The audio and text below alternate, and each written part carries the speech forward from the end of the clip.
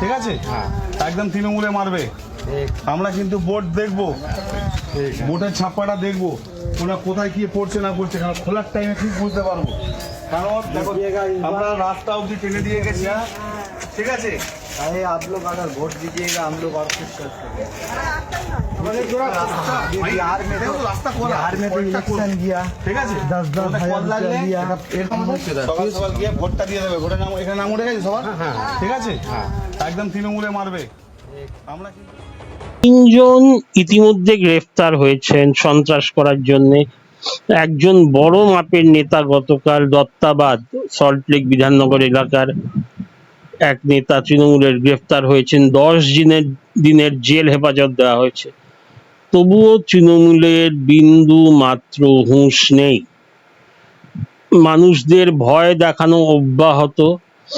বাড়ি বাড়ি গিয়ে পাড়ায় পাড়ায় গিয়ে ভয় দেখানো হচ্ছে সেই সব মানুষদের, প্রধানত যারা একটু গ্রামের দিকে থাকেন, যারা একটু তুলনামূলকভাবে, যারা অতটা শিক্ষিত নন, তুলনামূলকভাবে যারা জানেন না যে ভোট দিতে গেলে কে কাকে ভোট দিচ্ছে সেটা কোনোভাবেই জানা সম্ভব না, কারোর পক্ষে জানা সম্ভব না, না কোনো পার্টির পক্ষে, না খোদ ইলেকশন কমিশনের পক্ষে, না পুলিশের পক্ষে, না কেন্দ্রীয় বাহিনীর পক্ষে।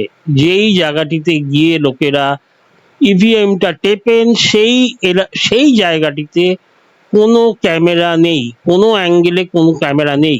কিন্তু এই কথাটা তো সহজ সরল মানুষ যারা, তারা জানলেও তাদের যখন হোমরা চোমরা গুন্ডা নেতারা শাসক দলের এসে বলেন, নেতা বা কর্মীরা, ওই এলাকার কুখ্যাত মস্তানরা এসে বলে ভোটটা তৃণমূলকেই দিতে হবে, আমরা কিন্তু নজর রাখবো, আমরা ভোটের বাক্স খুললে জেনে যাব কে কোথায় ভোট দিয়েছে, তাহলে ভাবুন কি ধরনের ভয় এরা পায়।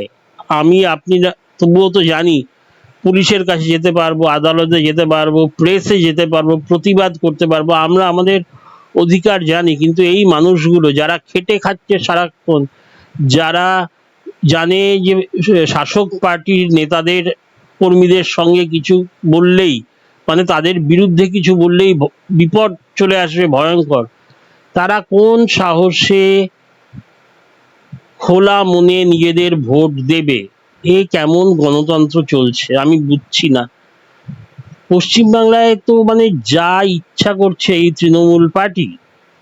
এখন এই ভিডিওটা দেখাবো, এটা জি24 ঘন্টায় দেখানো হয়েছে। তারা বলছেন যে আমরা ভেরিফাই করিনি, সেটা একটা বলতে হয়, কিন্তু যখন তার মুখ দেখা যাচ্ছে, সে বলছে তৃণমূলকে ভোট দেবে, সে নিশ্চয়ই বিজেপি বা সিপিআইএম এর না।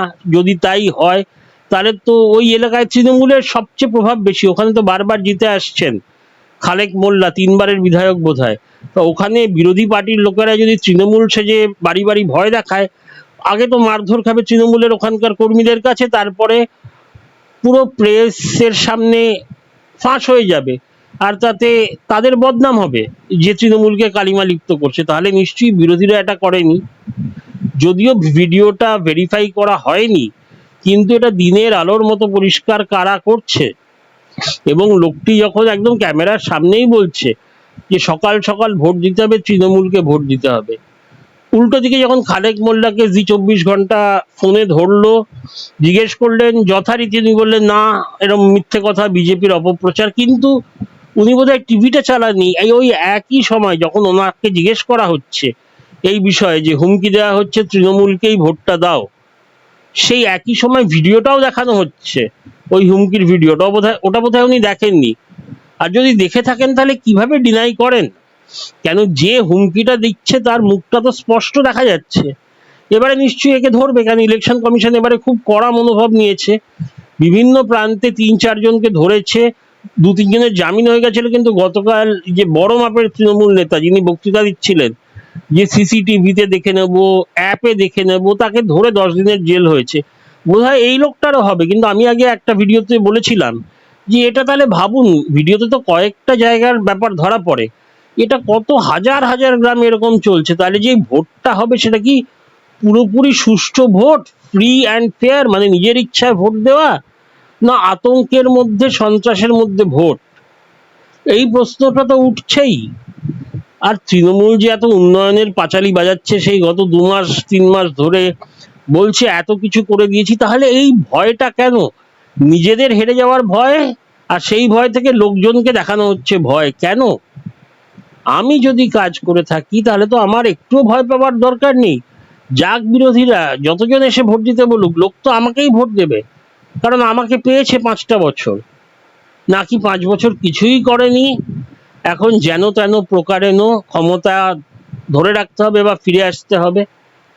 যাই হোক, এরকম এক একজন যারা হুমকি দিচ্ছে, মানে হুমকি দিয়ে যারা ধরা পড়ছে, হুমকি তো প্রচুর জন নিশ্চয়ই দিচ্ছে, তাদের জেলে পোড়া হচ্ছে, তাদের কি লাভ? এরকম হাজার হাজার কর্মী আছে, জেলে চলে যাবে, কিন্তু হুমকির ব্যাপারটা তো চলতেই থাকবে, মানুষকে ভয় খাওয়াবার ব্যাপারটা তো চলতেই থাকবে।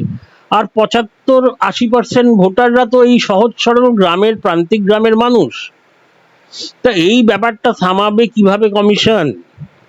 যাতে ভোরবেলা, রাত্রিবেলা, গভীর রাতে গিয়ে ভয় না দেখানো হয় যে ভোটটা যেন তৃণমূলেই যায়, নয়তো বাকিটা বুঝে নেবে ওনারা। তা জানাবেন আপনাদের মতামত, এটা কি করে ওভারকাম করা যায়, এটা কিভাবে বন্ধ করা যায়, কি এমন ব্যবস্থা নেওয়া যায় যে মানুষ সুষ্ঠুভাবে ভয় মুক্ত হয়ে ভোট দেবে, যাকেই দিক। যদি তৃণমূল মানুষের ভোটে জেতে 100 বার জিতবে, আর যদি হারে হারবে, কিন্তু মানুষ ভোট দেবে নিজের ইচ্ছায়। গণতন্ত্রে এটাই কাম্য, আর এটা শুধু খাতার ব্যাপার না, এই জিনিসটাই কিন্তু ভারতের বাকি সব রাজ্যে হয়ে আসছে। কখনো বিজেপি জিতছে, কখনো কংগ্রেস জিতছে, কখনো অন্য কোনো পার্টি জিতছে, কখনো ডিএমকে, কখনো এআইডিএমকে, কখনো সমাজবাদী পার্টি, কখনো কেজরিওয়াল। তো যে জিতবে, যে কাজ করেছে, যেটা হয় পুরো ভারতে। এখন বিজেপি অনেকগুলো জিতছে, তার মানে এই না পরের বছরে জিতবে। এরম হয়েছে 4 বছর আগে বিজেপি 8-9টা হেরে গেছিল এক বছরে, কিন্তু মানুষ নিজের ভোটটা নিজের পছন্দের পার্টিকে দেবে। এটাই গণতন্ত্রের শেষ কথা।